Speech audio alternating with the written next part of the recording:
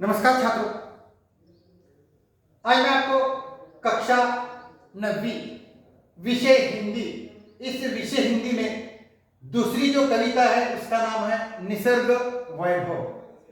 और इस कविता के कवि है सुमित्रानंदन पंत जी। और इस कविता का विधा का जो प्रकार है वो कौन सा है? कविता है। तो छात्रों, पिछली कक्षा में मैंने आपको इस कविता के कवि के परिचय के बारे में मैंने आपको जानकारी दी, उसके साथ साथ पद्य संबंधी जानकारी दी और इसमें आए हुए जो कठिन शब्द है इसका मैंने आपको सरल अर्थ बताया है। आज मैं आपको यहाँ इस कविता का प्रकट वाचन करता हूँ, उसके बाद उसका मैं आपको सरल यहाँ अर्थ बताता हूँ। तो छात्रों ध्यान दीजिए,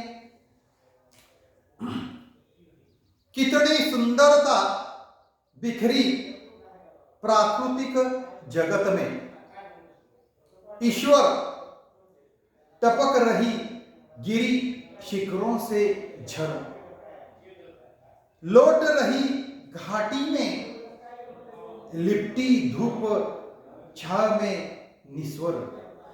निस्वर का अर्थ है बिना आवाज किए। अनिल स्पर्श से, अनिल का अर्थ है यहाँ पवन अर्थ है। अनिल स्पर्श से पुलकित तृणदल, पुलकित यानी प्रसन्न, तृणदल यानी तीनों का समूह का हम क्या कहते हैं? तृणदल कहते हैं।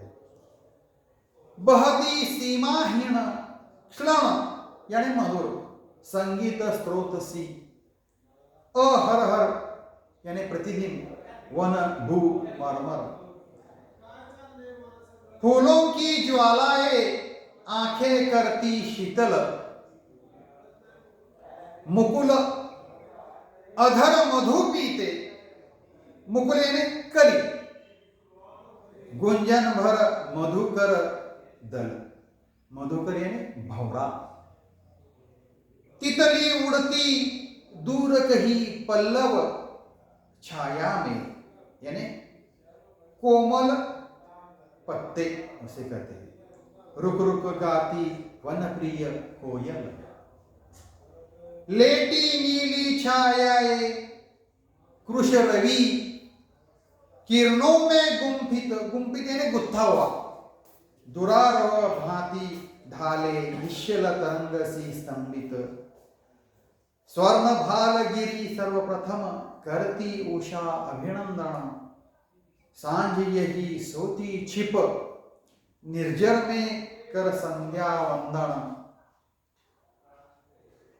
अपलक तारापत शशिमुख का, अपलक यानी बिना पलक छपकाए, इसे हम क्या कहते हैं? अपलक कहते हैं। बनता लेखा दर्पण यही शैल कंदों पर सोया, जगता गंध सनिकरम, सद्य स्फुट सौंदर्य राशि समोन भरती मन में, कितना विस्मय कर वैचित्र, वैचित्र यानी अनोखापन, भरा पर्वत जीवन में, खग चलते फल कुतुर रही गिल हरिया को फल, वन पशु सब लखते प्रसन्न, परिचित मरकत, मरकत यानी पन्ना, आंगन में स्वाभाविक यदि मुझे याद आता ईश्वर इस क्षण में, जड़ जग इतना सुंदर जब चेतन जग में क्या कारण, रहता अहर क्या मतलब है?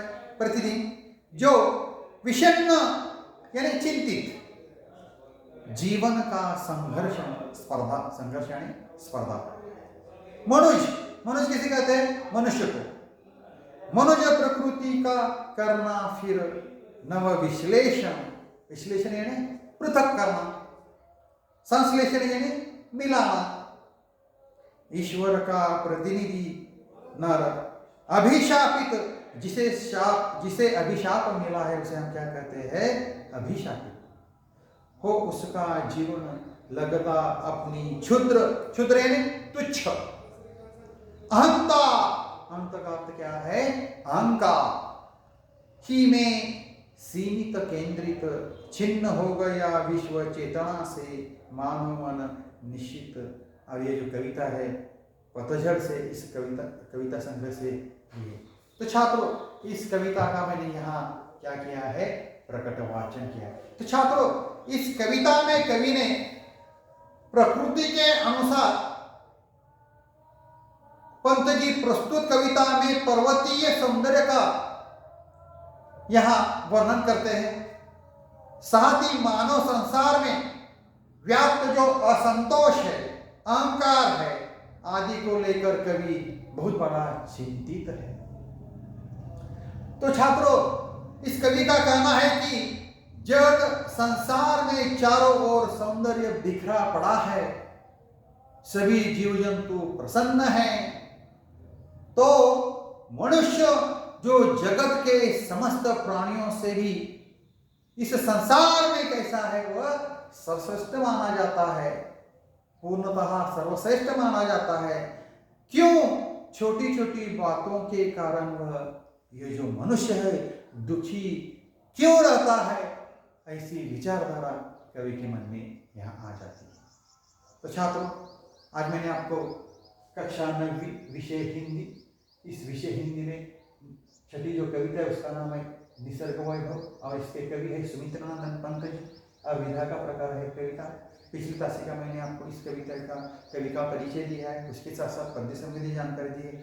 आज मैंने आपको इस कविता का सरल रूप से प्रकट वाचन किया है। इस कविता में आए हुए कुछ कठिन शब्द का मैंने आपको यहाँ अर्थ बताया है। तो छात्रों, मैं यहाँ ठहरता हूँ। धन्यवाद।